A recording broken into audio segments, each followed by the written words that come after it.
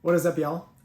Today we're going to talk about a make or break topic in your business. Should you put your prices on your website? And even a little bit deeper, should you allow clients to self-schedule through your website? So this is a little bit more of a tactical video, but it's been a conversation that I've been having with some of the clients in our community. And rather than tell you a right way or a wrong way to do it, I want to teach you how I think about this, right? So like I said, I think prices on your website can actually be make or break for your business, especially when you're starting out. And this has absolutely nothing to do with pricing transparency. It has everything to do with price being a natural filter that, people are going to decide to work with you or not.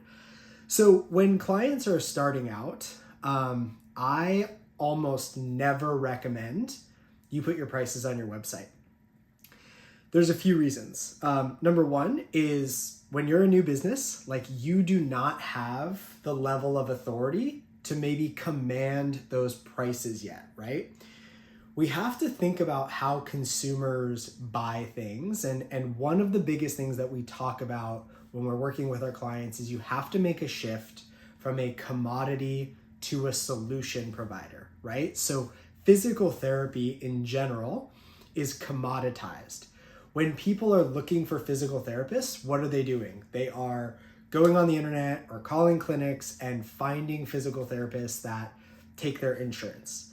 So when you move into the cash realm, your real goal is figuring out what problem do I solve for what audience?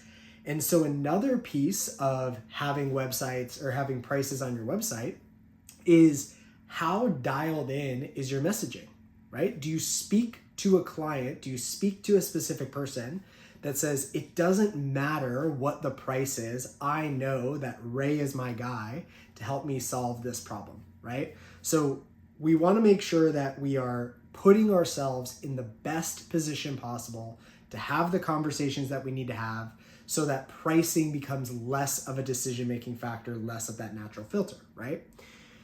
So the way that we do that is we don't list the prices and we drive everybody to a discovery call. The discovery call is a critical part in the business, and especially when you're starting out.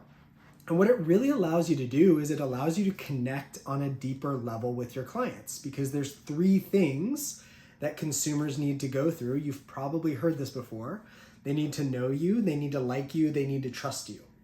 And so the number one thing that is existing for, new businesses is that they don't yet have that trust factor, right? They may not even have that know factor. They may not know what your business does, who your business is for, why your business is $200 a session cash versus a $30 copay down the street. So the discovery call is an excellent way to manufacture that process, to be able to have conversations, to go deeper with clients, understand what it is they're truly looking for in their rehab experience, so that you can better position the cash-based offer as you being the person that is the one to help them. That is really important. The other piece that I generally see when it comes to pricing is we want to be transparent. We need to be transparent legally. But when I'm talking about pricing with clients or moving people to the next step, I'm only talking in phases. So from the discovery call, really, unless it's asked about what packages kind of look like or what follow-ups look like, the only thing that I'm trying to move that person towards is an eval, right? And then from the eval, we are going to make a decision, how many sessions, what those sessions are going to cost, what's the cadence going to be. Because I promise you guys, you may have already experienced this. You may have had an evaluation that you thought was going to be really simple that ended up being really complex. You've also had an evaluation where maybe you thought it was going to be really complex, but it ended up being really, really simple. So I'm trying to give the most pertinent information to increase the chances of that person actually committing to the plan rather than scaring them off with price. That's early on in the business, right?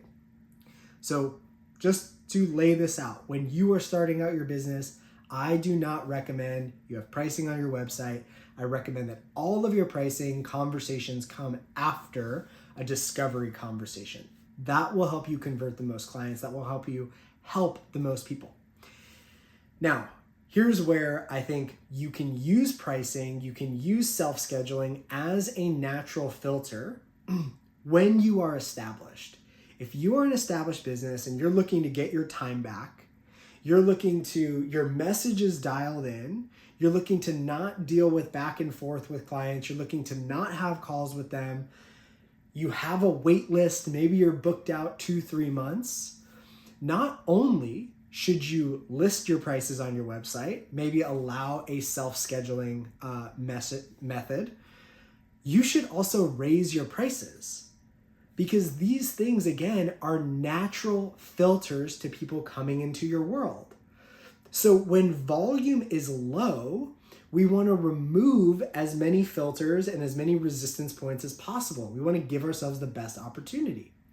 When your volume is high and your demand is high, you want to increase resistance, right? So for a lot of people, they think, well, if I list my prices on my website and if I put a self-scheduling mechanism on my website, more people are going to say no and less people are going to book. Yes, that's the point, right? That's actually exactly the point. Less people are going to book. They're going to be more qualified. They're going to be higher paying clients. You're going to have to deal with less headaches, and you're going to be making more money and getting all that time back that you were doing, having these conversations with lukewarm leads. Are you going to lose some of the people that are the maybes? Absolutely. That's also part of the point, right? The biggest thing here is we have to consider what stage of the business are you in, and what are some of the natural resistance points that you're really looking to add into your journey. So to summarize this, if you are early on in the process, you need to have conversations before price even matters. You need to connect with your audience. You need to dial in your messaging. You really need to have the conversation with that person, that you understand them on a deep level. You need to build that know, like, and trust factor. You can do that with the discovery call, and then you can discuss the next step, prices, which is your evaluation. If you are established, if you have a wait list, if you have authority in your community, if you have demand, not only should you consider putting your prices on your website, if you want to exclude some people, if you want price to be exclusionary, you can also, to get time back, add a self-scheduling option. You can raise your rates as another natural filter. And I think you will make more money in less time, and you will only be working with highly aligned clients. So I hope this video was helpful for you all. I wanted to give you a little insight into my perspective. If you have any questions, you can feel free to DM me on Instagram, because I love talking about this stuff. So have a great rest of your day. We'll chat soon.